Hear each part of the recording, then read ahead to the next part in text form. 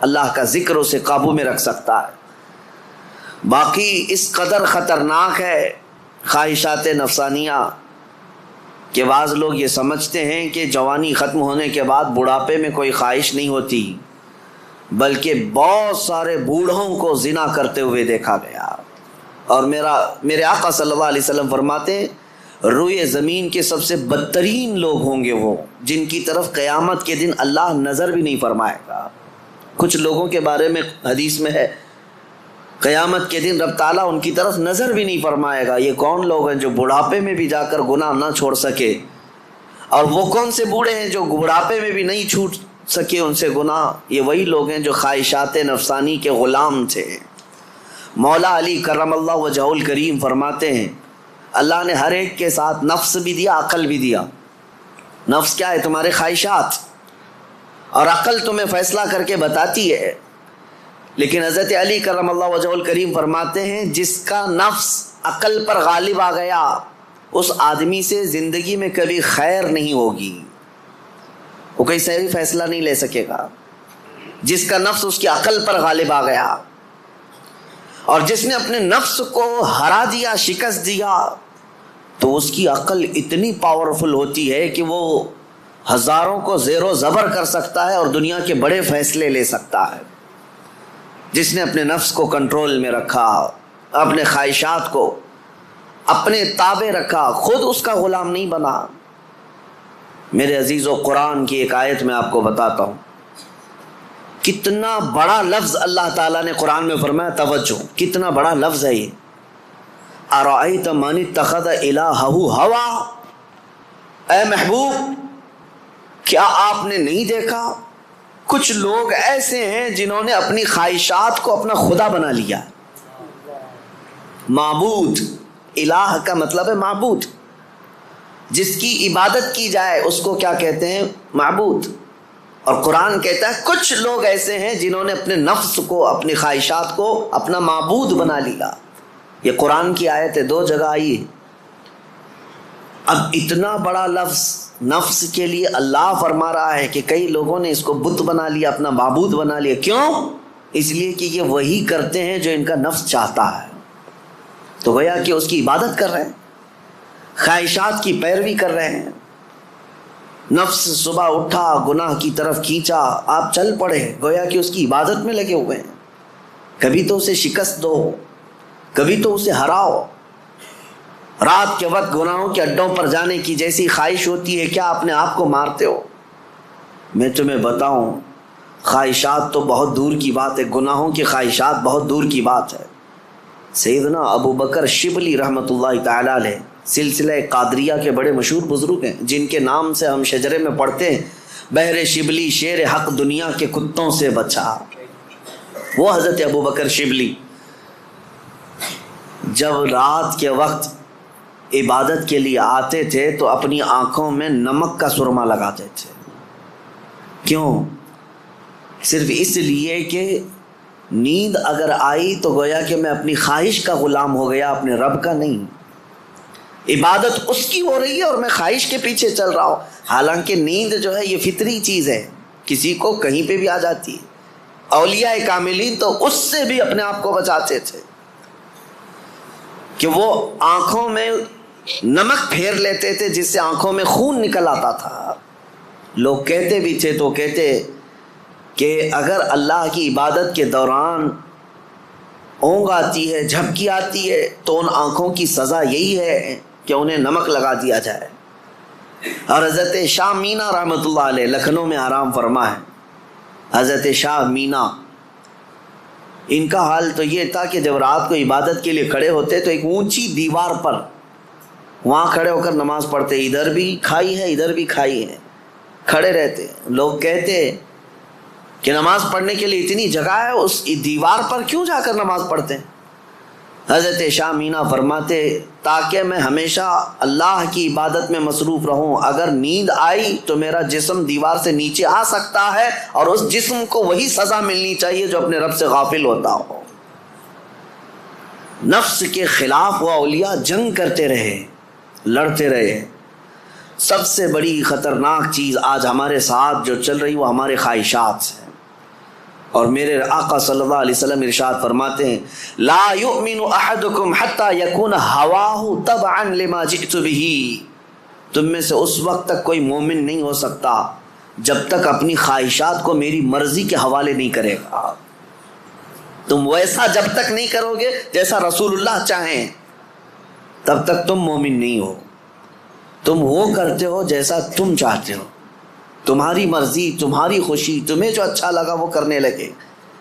یہ مومن کامل کی علامت نہیں۔ مومن کامل وہ ہے جو اپنی زندگی میں وہ کرے جو رسول پسند کرے، ان کی مرضی کے مطابق۔ میرے عزیزو، خواہشات یہ لامتناہی سلسلہ ہے، نہ ختم ہونے والا سلسلہ ہے۔ کسی بھی خواہش کا کوئی اینڈ نہیں ہے۔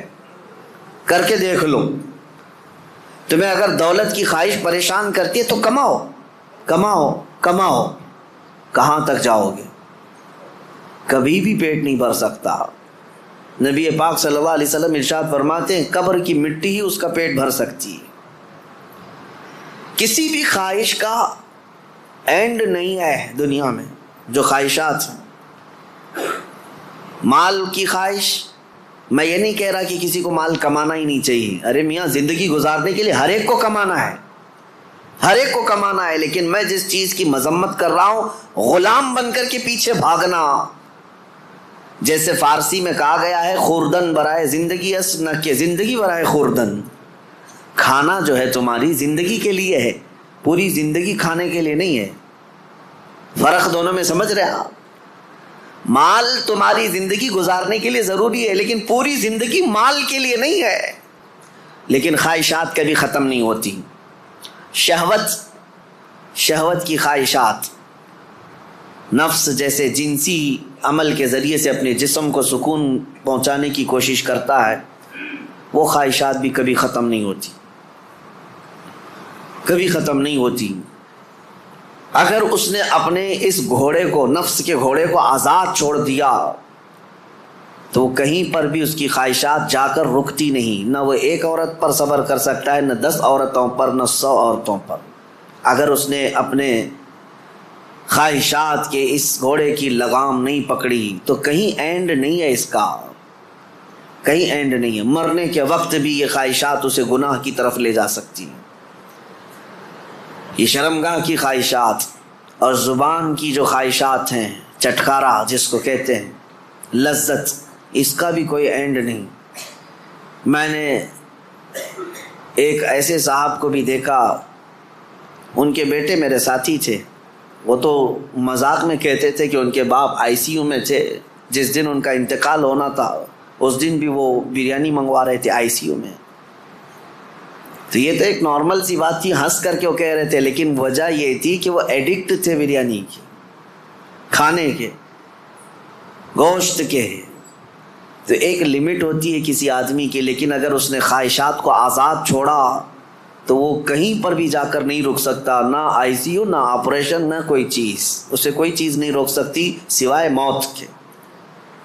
موت آنے تک وہ اپنی خواہشات میں ڈوبا رہے گا، ڈوبا رہے گا۔ خواہشات ایک سمندر ہے، وہ ختم نہیں ہوتا کبھی۔ اسی لیے میرے عزیزو، جتنا کم ہو سکے سمیٹ لو اپنے آپ کو۔ دنیا تمہیں ہاتھ پاؤں مارنے سے کتنی مل سکتی ہے مجھے بتاؤ۔ تم زیادہ سے زیادہ کس قدر اپنے آپ کو دنیا میں خوش رکھ سکتے ہو ان خواہشات کو پورا کر کے؟ کبھی نہیں۔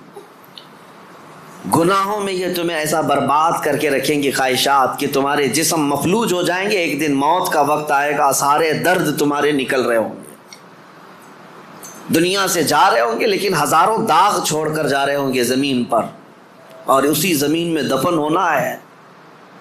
اس لیے اللہ نے قرآن میں فرمایا اپنے رسول سے، اے محبوب کیا آپ نے نہیں دیکھا کچھ لوگ وہ ہیں جو اپنے خواہشات کو اپنا معبود بنا لیا ہے، اپنا خدا بنا لیا ہے، اس کی پیروی کرتے ہیں۔ اب کرنا کیا چاہیے؟ ان خواہشات کا قتل جتنا ہو سکے اس کے خلاف جانا ہوگا۔